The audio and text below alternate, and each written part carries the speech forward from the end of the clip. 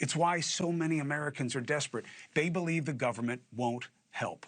That's why they're looking for outsiders. But you don't need a rap sheet to be righteous. You don't have to make a deal with the devil to appeal to people who are desperate for change, because for them, the real devil is in the details of their daily existence. Now, I want to bring Bill O'Reilly in and see how he sees this economy playing out in the midterms. Do you think that this is going to be the main motivational issue come November? Yes, I think it will be, although the communism thing is rapidly obscuring the day-to-day spending habits of Americans. So the communist thing is very detrimental to the Democratic Party. But what is Trump's the communist thing? thing? Is this. Hello, are you on the planet Earth, ma'am Donnie? Yeah, but I mean, just because Trump calls people who want change communists doesn't mean that it's resonating. Okay, if you study the man, he's a communist, so is his father. All right, he wants to control the means of production in New York City. He's going to use regulations to get landlords out of business. He's going to try to control the food flow into the city.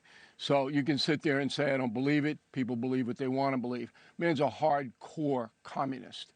And so are the two others who were Listen, my brother ran against him, right, and lost twice. The policies he's put in place are barely socialistic, let alone not communistic. And here's what I don't get about the communist thing. One, there is no such thing as a communist country, okay? There is none that is technically communist. You got North Korea, you got Russia, you got China. And the weird thing about those places, the only semblance of affinity I've ever seen is that Trump respects all three leaders. Trump thinks that Kim is a strong leader, Putin's a strong leader, and Xi is a strong leader. He's the only guy who said anything positive about communism. That goes day by day because he wants to get a deal with those people. Cuba is probably the best example of a communist country where you cannot do anything without permission of the government. So look, we're not going to solve this. I believe that Mandani is a communist. You don't freeze rents across the board unless you want to control where people live. You just don't. Now, the affordability thing. So Trump's point of view is this. Okay, it's tight times for many Americans, but there's only so much the federal government can do about that. And I brought this up with Vetter last night. If you have $1,000 and that's all you have, okay, for a medical emergency or your kid's in trouble or whatever it may be, if you have $1,000 and you've been working, 10, 15 years someplace, whose fault is that? That's your fault. Okay? Because there is a way to accumulate assets in this country that's called capitalism. All right? You accumulate them. And then I give the example, and I think you would buy into this because your neighborhood was fairly close to my neighborhood in New York. Since I'm 10 years old, I worked. And my father, and one of the pieces of advice he gave me, probably the only one I ever took, was every time you get a paycheck, you save 10% of it. And then you buy into the capitalistic system, buy stocks and bonds. And I have done that. And the stock market, as everybody knows, has enriched a lot of people. Now, 58% of Americans have stock, the rest don't. But again, whose fault is that?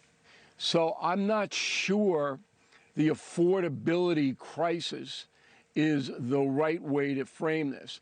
But I will cede to you that it is an emotional issue, that it's real, people are suffering, and that's not going to help the Republican Party. It will not. But if you want to build assets in this country, you can build them. But if you sit on your butt doing nothing, you can't. Yeah, I think, look, Bill, I think that's where the road diverges, okay? There's no question that America at its best is a land of opportunity, and if you bust your ass, you can live your own personal dream. However, it has gotten way too hard. Underemployment is the least talked about, most powerful thing in our economy. More people are working harder than they ever have. I'll tell you what it means. And look, that's part of the problem. I don't know what that is. What's underemployment? here's underemployment. Unemployment is who has a job. Underemployment is how good is the job. And more Americans are working more hours for less, working multiple jobs, and they are not getting the wage growth to keep up with prices, so they can't save. Then why don't they do something? Why don't they do something about it?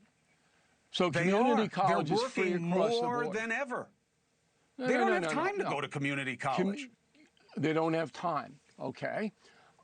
They're working multiple jobs. When you and I grew up in Queens, Bill, one middle-class income was enough for a whole family and a pace for home ownership. Now you got both parents working and sometimes one of the kids. It's a different time now, okay? So community college is free across the board.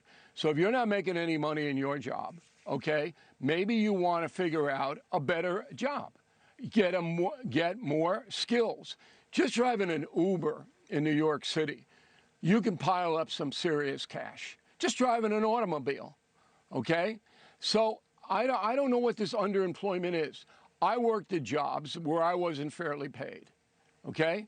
And I got another job because I knew I was getting hosed.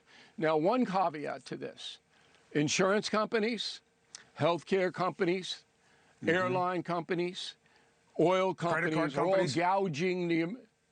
all gouging the American people right now. They are using capitalism.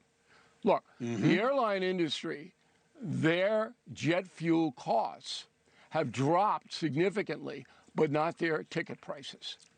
They spend billions of dollars telling you to buy State Farm, paying these people exorbitant amounts of money, and then you, a good client, okay, no accidents, no fires in the house, get a premium renewal that's up 30% with no explanation. Now you're getting it. Well, I've always gotten it, Cuomo, but I'm not a black and white kind of guy. If I'm in a circumstance where I'm underemployed, then I get more credentials to make more money. And you can do that here. Mandami ain't gonna save you. He'll make your life worse.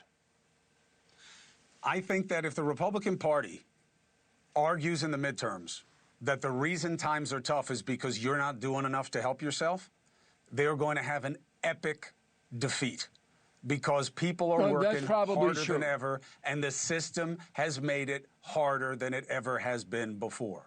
And it's about the choices. You just named some of the good fixes. There's some fixes to be had.